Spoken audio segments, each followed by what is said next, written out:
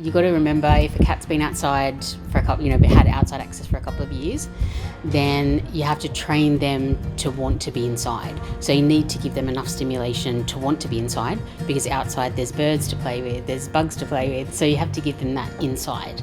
And if you take your time, then yes, you can definitely do it. I think that training ourselves is the hardest part. Too many people want to give up too early. So you have to sort of think in baby steps. So if you hear your cat crying, then try and work through that. So, maybe feed them a couple more times a day than you would normally, or play with them a little bit more, give them that interaction that they're wanting. But also look at medication. It might be that you need something like Fellaway, or you might need to see your vet and see if there's a calming medication just to help them get through that hardest part of, the initial staying at home. Once they're used to that, then they can probably come off that. Yeah. Do you have any tips for troublesome cats that won't comply? You can't go past outdoor enclosures. In all honesty, it doesn't even matter if you're in a unit.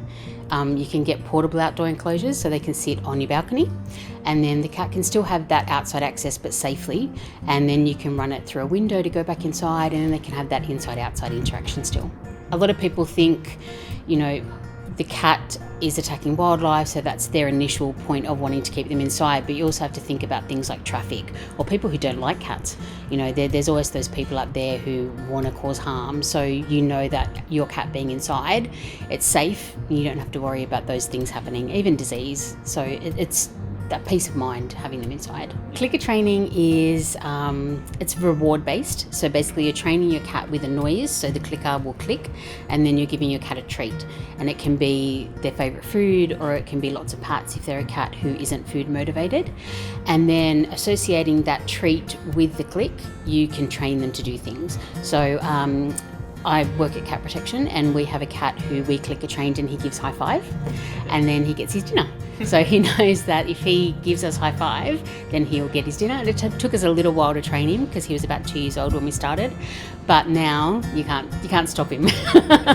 Having a kitten and training it to be indoor only, it won't want to go outside ever, because all it's ever known is indoors. If you've got an older cat and they've had that outside access, then once you train them and teach them that everything they need is inside, then they won't want to go outside either.